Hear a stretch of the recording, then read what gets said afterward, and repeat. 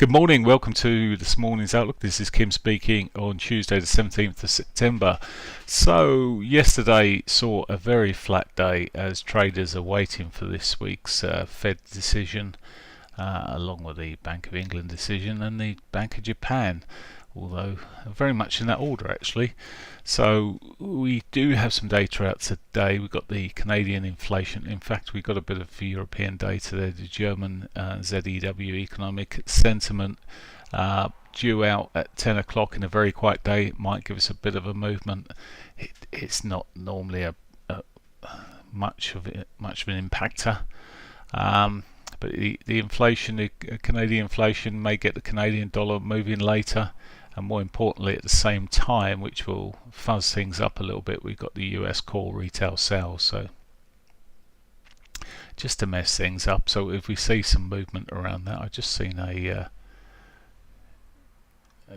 note come on there, and I can't see what the note was. Okay, there's no note come on there at all. Anyway, so we've got core retail sales out later, and retail sales that could give us an idea of how the US economy is running. If retail sales running high, well, may push inflation higher. Okay, so we've still got tomorrow to wait until the central bank. So let's get cracking through these markets and see what we've got stacking up at the moment. First things first, then, the euro dollar, and well, you can see on the short term it's rather quiet. It is still, I mean, yesterday it was a quiet day, but it did all the majority of the movement through the Asian session there, so a bit untradeable. But it does look like we've got potential further upside here. It's very dependent on the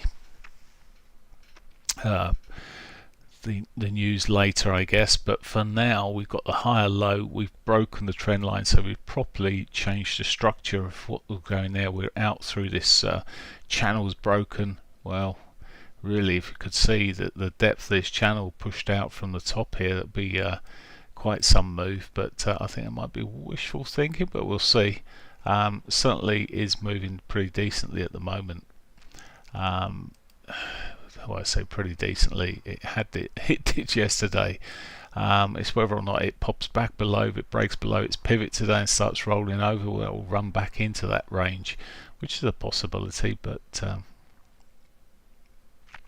we'll see how things move. For now though, I don't have an instant trade here. Maybe if we start getting more of a break there, we could catch a go with type trade, but it's with the news coming out, I'm not that keen. The pound, similar price action, similar story here. We're in a slightly different place in terms of that trend line. We're just running into the underside. We've had a bit of a reaction, but that looks like it could break, and we've got the same sort of consolidation around the highs here. Now if they're going together, well, perhaps we'll see their respective R1s move. There's certainly the pivots, we've got a bit more width between them today. Doesn't mean to say it'll make a great deal of difference. It just gives us a sort of a bit better target in normal circumstances. But again, yesterday most of the price action happened pretty early on. It did drift up a little bit further through the US session. Maybe we've got more hope in this than the euro.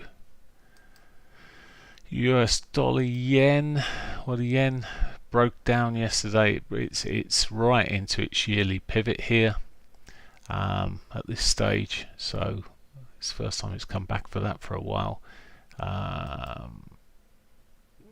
fact, it's the first time this year it's come back to it. Just looking at it from a monthly point of view, I was looking at that a few times now. It's how it reacts to this. We could get a bit more of a reaction. We've seen it break through. It's a very key level when you start getting back to the yearly pivots.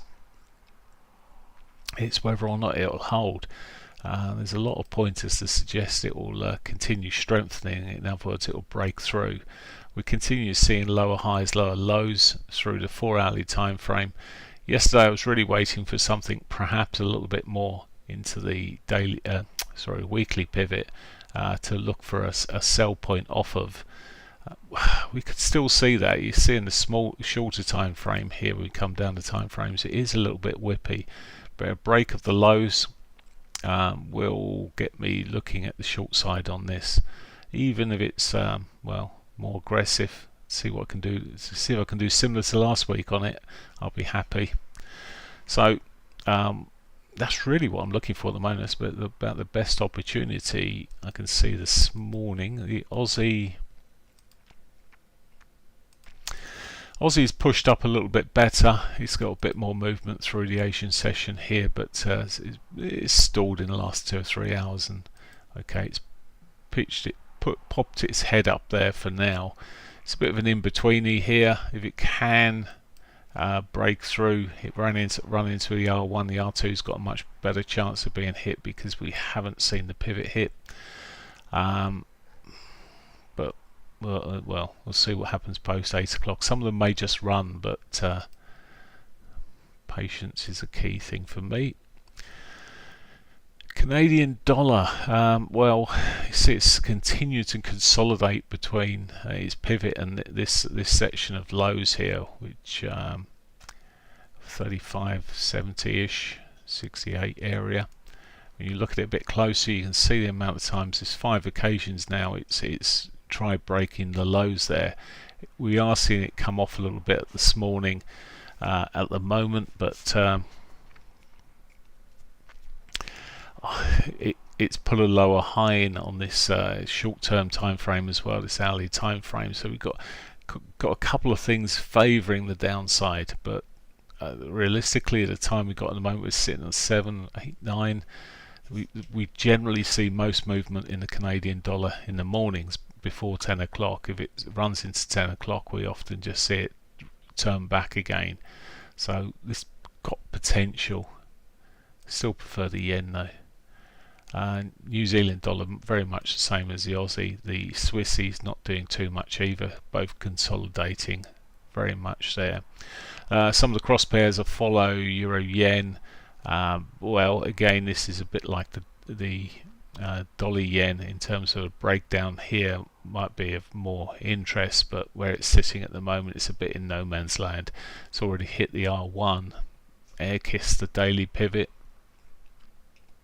The bigger trend very much to the downside here, but we're not too far away from that previous low there, which could give some support. Euro CAD, just run on to, don't want to run through every single one here. Euro CAD continues to push up pretty decently yesterday, but a lot of that was morning movement. Took that morning shift. In fact, it did. Where was it? It was midday. It did actually get another little push up. We'll see what it does today, but I'm looking at the moment thinking, well, if it comes and we get some reaction off the daily pivot with the direction we've got there, that would be quite nice. Looking to coming down quite aggressive at the moment. The Canadian dollar is doing quite well. Looking around the different markets for the Canadian dollar, it's doing okay. It's stretching its leg a little bit at the moment, but we'll see what happens come post 8 o'clock on this, and if it can hit that pivot, the reaction to the pivot. I don't particularly want to go short on this. It's a market that's been pushing up here pretty strongly, so it's a case of just waiting for the long side personally. Okay, that's pretty much it on the currency crosses for a moment.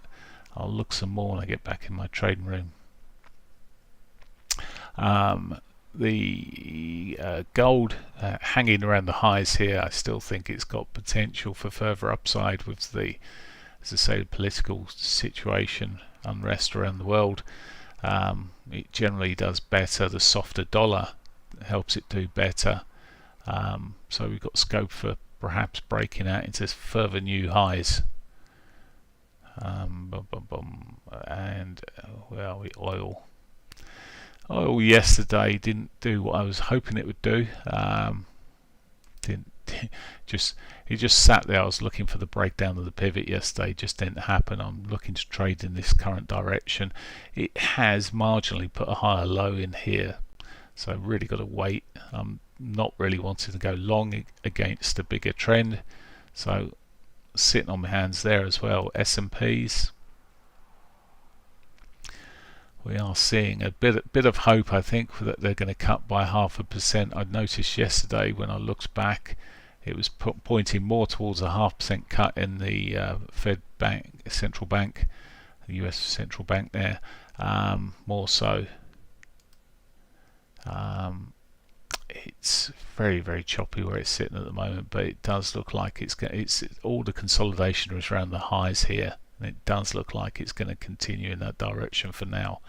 As I say, bit of a pre-celebration perhaps, potential further upside closer to home. Then the FTSE continuing to push up there as well. Now there's not any expectation of any cuts on Thursday when the Bank of England meet, so well, there wasn't, unless things just changed, and things changed quite quickly. But the FTSE still is having a bit of a run here at the moment. It's been in such a horrible period. The DAX a bit more choppy on the short term. Again, it's managed to break the last few days out of that range it was sitting in. It is putting higher lows in there, and it's sitting around nearer a near-term high. Perhaps we could see another shove out this morning. See how it reacts. Inverted head and shoulders, you like that one? Great patterns. If that was to start moving, it's got a reason, got the potential running beyond its R2 this morning. Or today, I should say. Right, I will leave that there. I wish you a great day's trading. Remember, for me, the yen is the one I'm waiting for, just to see what happens. It's a bit slow at the moment, but a breakdown of these lows is really what I'm after. Right, catch you later. Bye for now.